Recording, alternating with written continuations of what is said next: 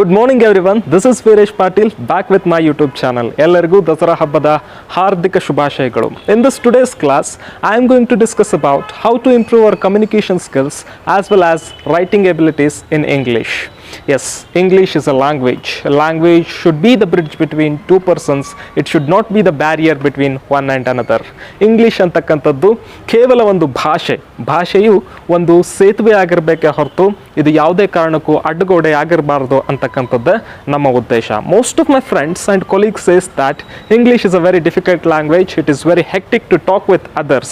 See my dears, nowadays English is very important because to communicate with others we have to learn English. Yeah, I am going to give you some tips how to improve your communication skills as well as writing abilities in English. Please follow all these tips which I am going to give in this today's class and try to improve your communication skills from now onwards. Before starting my class, I would like to give you a small example. ಒಂದು ಸಣ್ಣ ಉದಾಹರಣೆಯೊಂದಿಗೆ ಇವತ್ತಿನ ನನ್ನ ಕ್ಲಾಸನ್ನು ನಾನು ಪ್ರಾರಂಭ ಮಾಡ್ತಾನೆ. ಒಂದು ಮನೆಯಲ್ಲಿ ಒಂದು ಮಗು ಹುಟ್ಟಿದ ಮಗುಗೆ ತಂದೆ ತಾಯಿ ಆದವರು ಯಾವುದೇ ಥರನಾಗಿರ್ತಕ್ಕಂಥ ವ್ಯಾಕರಣವನ್ನು ಕಲಿಸಿ ಭಾಷೆಯನ್ನು ಕಲಿಸೋ ಪ್ರಯತ್ನವನ್ನು ಮಾಡೋದಿಲ್ಲ. ತಂದೆ ತಾಯಿ ಆದವ್ರು ಏನು ಮಾಡ್ತಾರೆ, ಮಗುವಿನ ಆಟ ಪಾಠಗಳನ್ನು ನೋಡ್ತಾ ಅವರು ಕೂಡ ಇರ್ತಾರೆ. ಆದರೆ ಮಗು ಏನು ಮಾಡ್ತಾ ಇರುತ್ತೆ, ಅಪ್ಪ ಅಮ್ಮ ಚಿಕ್ಕಪ್ಪ ಚಿಕ್ಕಮ್ಮ ದೊಡ್ಡಪ್ಪ ದೊಡ್ಡಮ್ಮ ಮಾತನಾಡ್ತಕ್ಕಂಥ ಭಾಷೆಯನ್ನು ಕೇಳ್ತಾ ಬರುತ್ತೆ. ಒಂದು ಹಂತಕ್ಕೆ ಬಂದಾಗ ಮಗುಗೆ ಏನು ಅನಿಸುತ್ತೆ, ತೊದಲು ನುಡಿಗಳ ಮೂಲಕ ಮಗು ಮಾತನಾಡೋದನ್ನು ಪ್ರಾರಂಭ ಮಾಡುತ್ತೆ. ಒಂದು ಅವಸ್ಥೆಗೆ ಅಥವಾ ಒಂದು ವ್ಯವಸ್ಥೆಗೆ ಬಂದಾಗ ಮಗು ಏನು ಮಾಡುತ್ತೆ, ಸ್ಪಷ್ಟವಾಗಿ ಸುಲಲಿತವಾಗಿ ಸುಲಭವಾಗಿ ಮಾತೃಭಾಷೆಯಲ್ಲಿ ಮಾತನಾಡೋದನ್ನು ಮಗು ಪ್ರಾರಂಭ ಮಾಡುತ್ತೆ. ತಪ್ಪು ಇದ್ದರೆ ದೋಷ ಇದ್ದರೆ ಹಿರಿಯರಾದಕ್ಕಂಥವ್ರು ತಂದೆ ತಾಯಿಗಳು ಗುರುಗಳು ಆ ಭಾಷೆಯನ್ನು ತಿದ್ತಾರೆ. ಅದೇ ರೀತಿ ನಾವು ಕೂಡ ಏನನ್ನಾದರೂ ಮಾತನಾಡಬೇಕು ಅಂದರೆ ಮುಂಚೆ ಆಲಿಸ್ತಕ್ಕಂಥದ್ದು ಅಥವಾ ಕೇಳ್ತಕ್ಕಂತಹ ಕೆಲಸವನ್ನು ನಾವು ಮಾಡಬೇಕು. A person one who listens the things properly he can speak better ಅಂತಕ್ಕಂಥ ಒಂದು ಮಾತೇ ಇದೆ. ಸೊ ನಾವೇನು ಮಾಡಬೇಕು ಅಂದರೆ ಏನನ್ನಾದರೂ ಮಾತನಾಡಬೇಕು ಅಂದರೆ ಮುಂಚೆ ಕೇಳ್ತಕ್ಕಂತಹ ಪ್ರಯತ್ನವನ್ನು ಕೂಡ ನಾವು ಮಾಡಬೇಕಾಗುತ್ತೆ. See my dears, learning English is like a learning cycle. ನಾನು ನಿಮಗೆ ಇನ್ನೊಂದು ಎಕ್ಸಾಂಪಲನ್ನು ಕೊಡ್ತೇನೆ.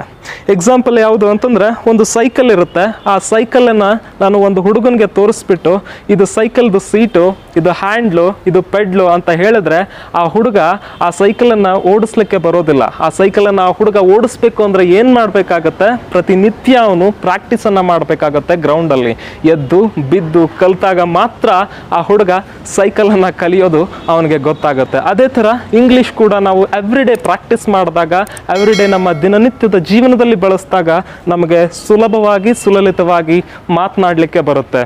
See my dears, English is going to divide into very important parts. That is, one is speaking and another one is writing. Speaking ಅಂತಂದರೆ ಮಾತನಾಡಲ್ಪಡುವಂತಹ ಭಾಷೆಯನ್ನು speaking ಅಂತ ಹೇಳಿ ಕರಿತೇವೆ. Writing ಅಂತಂದರೆ ಬರೆಯಲ್ಪಡುವಂತಹ ಭಾಷೆಯನ್ನು ರೈಟಿಂಗ್ ಅಂತ ಹೇಳಿಬಿಟ್ಟು ನಾವು ಕರಿತೇವೆ. So, to speak a better English, I had already told you, we have to listen the things properly. ಏನನ್ನ ಕೇಳಬೇಕು ಸರ್? ನಾನು ತುಂಬ ಸರ್ತಿ ಹೇಳ್ತಾ ಇರ್ತೇನೆ, ಕೇಳೋದು ಅಂತಂದರೆ ಸುಮ್ಮನೆ ಇದನ್ನ ಕೇಳೋದಲ್ಲ. There are some tips which I am going to give in this today's class. Please listen all these things to improve your communication skills. Listening ಅಂತಕ್ಕಂಥದ್ದು ಒಂಥರ ನಮಗೆ ಕನ್ಸಂಪ್ಷನ್ ಇದ್ದಾಗೆ, ನಾವು ಒಳಗಡೆ ತಗೊಳ್ತಕ್ಕಂಥದ್ದು. ಅದು ನಾವು ಇಲ್ಲಿಂದ ಕೇಳ್ತೀವಿ, ಇಲ್ಲಿಂದ ಮಾತಾಡ್ತೀವಿ. ಅದೇ ಥರ ನಾವು ಕನ್ಸ್ಯೂಮ್ ಮಾಡ್ಕೊಳ್ಬೇಕು. ಫಸ್ಟ್ ಏನನ್ನಾದರೂ ನಾವು ಮಾತಾಡಬೇಕು ಅಂತಂದರೆ, ಸೊ ಏನನ್ನ ಕನ್ಸ್ಯೂಮ್ ಮಾಡ್ಕೊಳ್ಬೇಕು ಅಥವಾ ಏನನ್ನ ಕೇಳಬೇಕು ಅಂತಂದರೆ, we have to listen nearly ಒಂದು 100 ಶಾರ್ಟ್ ಸ್ಟೋರೀಸ್ಗಳು. ಯೂಟ್ಯೂಬ್ದಲ್ಲಿ ಹೋಗ್ಬಿಟ್ಟು ಒಂದು 100 ಶಾರ್ಟ್ ಸ್ಟೋರೀಸ್ಗಳನ್ನು ನಾವು ಟೈಪ್ ಮಾಡಿದರೆ we have to listen at least 100 short stories in English. Second one ಬಂದುಬಿಟ್ಟು ನಾವು ಒಂದು ಇಂಡಿಯನ್ ಇಂಗ್ಲೀಷ್ ಮೂವೀಸ್ ಅಂತ ಬರ್ತವೆ. ಇಂಡಿಯನ್ ಇಂಗ್ಲೀಷ್ ಮೂವೀಸ್ ಅಂತಂದರೆ ಇಂಡಿಯಾದಲ್ಲಿ ಆಗಿರ್ತಕ್ಕಂಥ ಕೆಲವೊಂದಿಷ್ಟು ಇಂಗ್ಲೀಷ್ ಮೂವೀಸ್ಗಳನ್ನು, ಯೂಟ್ಯೂಬ್ದಲ್ಲಿ ಸುಮಾರು ಮೂವೀಸ್ಗಳು ನಮಗೆ ಸಿಗ್ತವೆ. ಅಂತಹ ಮೂವೀಸ್ಗಳನ್ನು ಒಂದು 25 ಮೂವೀಸ್ಗಳನ್ನಾದರೂ ನಾವು ನೋಡಬೇಕಾಗತ್ತೆ. ಟ್ವಿಂಕಲ್ಸ್ ಅಂತ ಬರುತ್ತೆ. ಟ್ವಿಂಕಲ್ಸ್ ಅಂತಂದರೆ ಕೆಲವೊಂದಿಷ್ಟು ಬುಕ್ಸ್ಗಳು. ಆ ಬುಕ್ಸ್ಗಳಲ್ಲಿ ಕೆಲವೊಂದಿಷ್ಟು ಚಿತ್ರಕಥೆಗಳಿರ್ತವೆ. ಅಂತಹ ಬುಕ್ಸ್ಗಳ ಒಂದಿಷ್ಟು ಆಡಿಯೋಸ್ಗಳು ಯೂಟ್ಯೂಬ್ದಲ್ಲಿ ಅವೈಲೇಬಲ್ ಇರ್ತವೆ. ಅಂತಹ ಆಡಿಯೋಗಳನ್ನು ನಾವು ಕೇಳ್ತಕ್ಕಂಥ ಕೆಲವೊಂದಿಷ್ಟು ಪ್ರಯತ್ನವನ್ನು ನಾವು ಮಾಡಬೇಕಾಗತ್ತೆ. ಸೊ ನೆಕ್ಸ್ಟ್ ಬಂದುಬಿಟ್ಟು ಫೇವ್ರೆಟ್ ನೀಚ್ ಆ್ಯಂಡ್ ಲಾಕ್ ಚಾನಲ್ಸ್ಗಳಂತ ಬರ್ತವೆ. ಅಂತಹ ಚಾನಲ್ಸ್ಗಳಿಗೆ ನಾವು ಸಬ್ಸ್ಕ್ರೈಬ್ ಆಗಬೇಕು. ನಮ್ಮ ಇಷ್ಟವಾಗಿರ್ತಕ್ಕಂಥ ಕೆಲವೊಂದಿಷ್ಟು ಫೇವ್ರೆಟ್ ಡಿಶ್ ಆಗಿರ್ಬೋದು, ಫೇವ್ರೆಟ್ ಪ್ಲೇಸಸ್ ಆಗಿರ್ಬೋದು, ಫೇವ್ರೆಟ್ ಕೆಲವೊಂದಿಷ್ಟು ಥಿಂಗ್ಸ್ಗಳ ಮೇಲೆ ವೀಡಿಯೋಸ್ಗಳನ್ನು ಮಾಡಿ ಅಪ್ಲೋಡ್ ಮಾಡಿರ್ತಾರೆ. ಅಂತಹ ವೀಡಿಯೋಸ್ಗಳನ್ನು ನಾವು ಸಬ್ಸ್ಕ್ರೈಬ್ ಆಗಿ ಪ್ರತಿದಿನ ಕೇಳುವುದರ ಮುಖಾಂತರ ನಮಗೆ ಏನಾಗುತ್ತೆ, ನಮ್ಮ ಲಿಸ್ನಿಂಗ್ ಕೆಪಾಸಿಟಿ ಇನ್ಕ್ರೀಸ್ ಆಗ್ತಾ ಹೋಗುತ್ತೆ. ನೆಕ್ಸ್ಟ್ ಬಂದುಬಿಟ್ಟು ಒಂದು 25 ಇಂಗ್ಲೀಷ್ ಸಾಂಗ್ಸ್ಗಳು, ಇಂಗ್ಲೀಷ್ ಸಾಂಗ್ಸ್ ವಿತ್ ಲಿರಿಕ್ಸ್ ಅಂತ ನಾವು ಯೂಟ್ಯೂಬ್ದಲ್ಲಿ ಟೈಪ್ ಮಾಡಿದ್ರೆ we are going to get a lot many songs. ಅಂತಹ ಎಲ್ಲ ಸಾಂಗ್ಸ್ಗಳನ್ನು ನಾವು ಕೇಳ್ತಕ್ಕಂಥ ಒಂದು ಪ್ರಯತ್ನವನ್ನು ಮಾಡಬೇಕು. ಸರ್ ನಾವು ಇಷ್ಟೆಲ್ಲ ಕೇಳಿದ್ದೀವಿ ಸರ್, ನಾವು ಯಾರೊಟ್ಟಿಗೆ ಮಾತನಾಡ್ತಕ್ಕಂಥ ಪ್ರಯತ್ನವನ್ನು ಮಾಡಬೇಕು ಅಂತ ಒಂದು ಕ್ವಶನ್ ಇರುತ್ತೆ ನಿಮ್ಮಲ್ಲಿ. ಸಿ ಮೈ ಡಿಯರ್ಸ್, ಸೊ ಇಷ್ಟನ್ನೆಲ್ಲ ಕೇಳಿದ ಮೇಲೆ ನಮ್ಮ ಕನ್ಸಪ್ಷನ್ ಕೆಪಾಸಿಟಿ ಏನಾಗುತ್ತೆ, ಇನ್ಕ್ರೀಸ್ ಆಗಿರುತ್ತೆ.